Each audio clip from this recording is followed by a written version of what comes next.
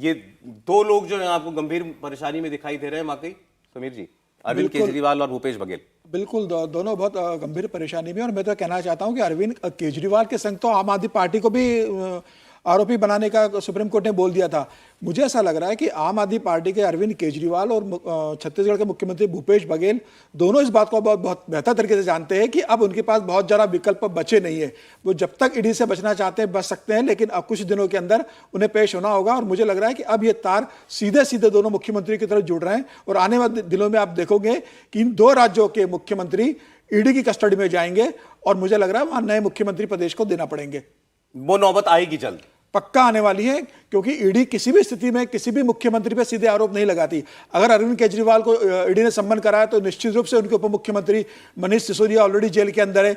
इस पूरे मामले का, लिकर मामले का जिस तरीके से ईडी ने पर्दाफाश किया और लिंक जोड़ी है और उसका सबूत जुटाने के बाद जवाब तलब के लिए मुख्यमंत्री को बुलाया, तो मुझे लग रहा है उनके पास इसके बाद गहरे सबूत होंगे। और एक अंतर करना जरूरी है दोनों मामलों में। अब अरविंद केजरीवाल को ईडी ने समन किया, इससे पहले अरविंद केजरीवाल का कहीं आरोपी के तौर पर कहीं जिक्र एज सच नहीं किया गया खुले तौर पर, लेकिन यहां तो ईडी खुलकर नाम ले रही है भूपेश बघेल का, बल्कि अमाउंट तक बता रही है 508 करोड़ रुपया। एक अंतर तो है दोनों के बीच में। राहुल जी देखिए, अगर हम उनकी चार्जशीट देखेंगे ईडी की या सीबीआई का जो पूरा मामला है उसको देखेंगे तो अरविंद केजरीवाल का नाम आरोपी के तौर पर नहीं पर कई जगह आता है, और ऐसा नहीं है कि उनका नाम इस मामले में नहीं आया है। लेकिन हाँ, ये बात ज़रूर है कि अरविंद केजरीवाल जो हैं उनको सीधे तौर पे एक्यूज़ जो है वो नहीं कहा गया है। तो ऐसे में अब अगर कोई तथ्य सामने आ रहे हैं ईडी के सामने कि जो पैसा जो है इस शराब घोटाले में लिया गया है और जिस तरह से जो पॉलिसी बनाई गई थी, अगर उनको लगता है कि वो पॉलिसी में बनाने में या उस पैसे के जो लिया गया पैसा है या जो ये आरोप लगाया गया कि ऐसा पैसा लिया गया है, अगर उनमें उसको लगता है कि अरविंद केजरीवाल जो हैं वो शामिल हैं, तो वो उनसे सवाल पूछना चाहती है। और ये ईडी का वाजिब जो है वो सवाल है कि हम आपसे कुछ सवाल पूछना चाहते हैं, आप उसका जवाब दीजिए। अच्छा, आज छत्तीसगढ़ के अंदर कल ये आरोप लगा छत्तीसगढ़ के मुख्यमंत्री के ऊपर, प्रधानमंत्री भी छत्तीसगढ़ में है, राहुल गांधी भी इस वक्त छत्तीसगढ़ के अंदर है, वो सभा कर रहे हैं, और योगी आदित्यनाथ भी आज बीजेपी के प्रचार के लिए छत्तीसगढ़ में थे। और योगी आदित्यनाथ ने खोलकर सीधे सीधे छत्तीसगढ़ की सरकार पर भ्रष्टाचार का इल्जाम भी लगाया, महादेव ऐप का जिक्र भी उन्होंने किया। आइए सुनते हैं। अन्नदाता किसानों का शोषण किस हद तक, 1300 करोड़ रुपए का गोबर घोटाला कर दिया इन लोगों ने।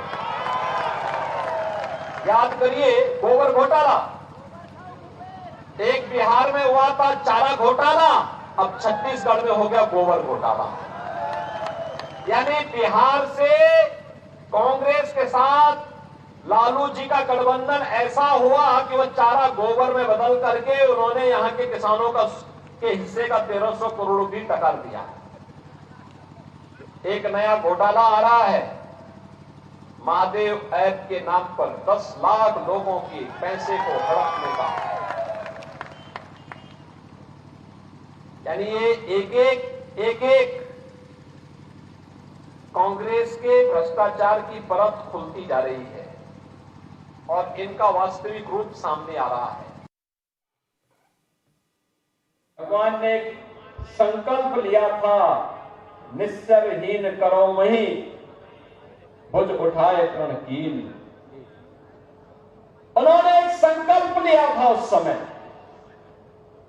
और भगवान ने एक ही संकल्प लिया था, जब तक इन निशाचरों को, इन राक्षसों को मैं समाप्त न कर दो, तब तक ये मेरा संकल्प है कि चैन से नहीं बैठूंगा।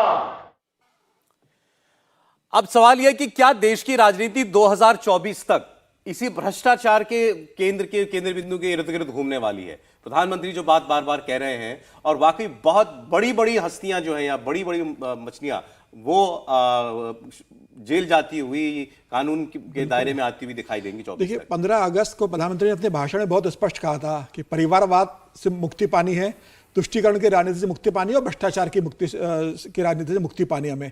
यह बहुत क्लियर प्रधानमंत्री मोदी का संदेश था और प्रधानमंत्री मोदी ने 2014 के बाद से कह दिया था, न खाऊंगा न खाने दूंगा। तो यह तय है कि परिवारवाद पे वो आरोप लगातार रहेंगे विपक्ष के ऊपर। तुष्टीकरण की जो राजनीति विपक्ष करता है उसके ऊपर हमलावर। और सबसे बड़ा मुद्दा जो भ्रष्टाचार को लेकर प्रधानमंत्री मोदी 2014 में सत्ता में आए थे और राजनीति को भ्रष्टाचार से मुक्त करने का संकल्प लिया था, मुझे लग रहा है यह उसकी गति है। और ईडी जो चाहती है कि प्रधानमंत्री मोदी ने जिस हिसाब से कहा है कि देश को भ्रष्टाचार से मुक्त करिए, तो इसमें जितने भी भ्रष्टाचारी लोग हैं उन पर सारी कार्रवाई हो रही है। आप देखिए, खाली ये नहीं है, कश्मीर से लेकर कन्याकुमारी तक आप राजनीतिक दलों को देख लीजिए, उद्योगपति को देख लीजिए। ईडी ने 2014 के बाद से सबके ऊपर मामले दर्ज किए, सब पे जांच हो रही है।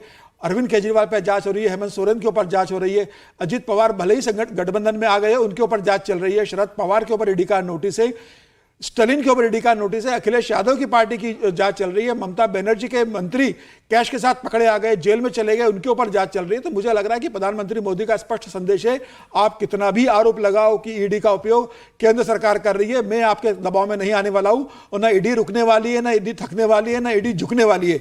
ईडी कार्रवाई करेगी, जो भ्रष्ट होगा उनके खिलाफ कार्रवाई होगी और ये 2024 तक चालू रहेगी। और 2024 के बाद जब प्रधानमंत्री मोदी तीसरी बार सत्ता में आएंगे, उसके बाद भी यह कार्रवाई लगातार चालू रहेगी। आप देखिए, ये तो अब हमें इंतजार करना पड़ेगा क्या कार्रवाई होती है। लेकिन अभी आपने पश्चिम बंगाल का नाम लिया, वो थोड़ा रोचक है। पश्चिम बंगाल में ममता बनर्जी सरकार के मंत्री को गिरफ्तार किया है, वहां भी ईडी के छापे ही पड़े थे उनके घर के ऊपर।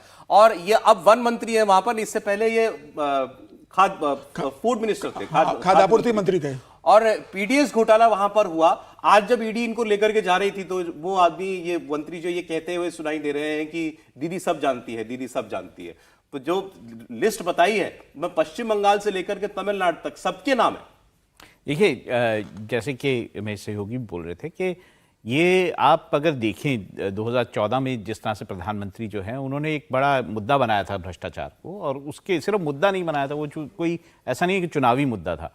जब वो 2014 के बाद जब वो सत्ता में आए, जब उनकी बीजेपी सत्ता में आई, तो उसके बाद से उनके जितने भी स्टेप्स हैं आप देखिए, डीमोनेटाइजेशन, मैं ये नहीं कहूँगा कितना सफल या कितना असफल, लेकिन डीमोनेटाइजेशन, उसके बाद डिजिटलाइजेशन ऑफ इकोनॉमी, उसके बाद या जैसे अभी अगर हम बात करें कि हमने जो 2000 का नोट जो है वापस लिया गया, तो बहुत सारे जो स्टेप्स हैं वो इस ओर हैं कि देश में जो ये भ्रष्टाचार का मामला है ये किसी ना किसी तरह से सही हो, और उसी की तरफ ये सारे कदम उठाए जाते हैं। तो उनका एक बहुत स्ट्रांगली वो फील करते हैं, और उस कारण से ही ये सारे जो हैं स्टेप उठाए जा रहे हैं। और उसमें भी ईडी की ये जो कार्रवाइयाँ हो रही हैं, इसको भी उसी ओर हमें देखना चाहिए कि ये कोशिश है कि राजनीति से और देश से भ्रष्टाचार कहीं ना कहीं खत्म हो। ब्रेक देना पड़ेगा, लेकिन मैं ये आपसे पूछना जरूर चाहता हूं, आपको वाकई लगता है कि मुख्यमंत्री जैसे व्यक्ति के ऊपर भी जेल की तस्वीर जो है उसके भविष्य को दिखा रही है? अगर भ्रष्टाचार किया है तो जरूर होगा ही, और मुख्यमंत्री हो या जो मर्जी हो। अगर आपने अभी पश्चिम बंगाल की बात की थी, लगभग 11 ऐसे राजनेता पश्चिम बंगाल में हैं जो टीएम से जुड़े हुए हैं, जिनके खिलाफ इस तरह के मामले हुए हैं। तो ऐसे में साफ है कि वो प्रधानमंत्री इसको इस तरह से नहीं देखते हैं कि वो मुख्यमंत्री हैं, वो मंत्री है, वो ब्यूरोक्रेट है, वो इसको भ्रष्टाचार की तरफ से देखते हैं, और जो व्यक्ति इसमें आएगा उसको जरूर उसकी खामियाजा भुगतना पड़ेगा। चलिए, बहुत जी, मैं इसमें एक बात और जोड़ दूं कि ममता बनर्जी के भतीजे अभिषेक बनर्जी और उनकी वाइफ रुचिरा बनर्जी ईडी ने बुलाया है, और आप देखिएगा कुछ समय बाद आपको यह भी खबर लगेगी कि अभिषेक बनर्जी गिरफ्तार हो गए हैं पश्चिम बंगाल में शिक्षक भर्ती घोटाले में। देखते हैं, इंतजार करना पड़ेगा। बहुत शुक्रिया। लेकिन समीर जी, राहुल जी, आपका स्टूडियो आने के लिए।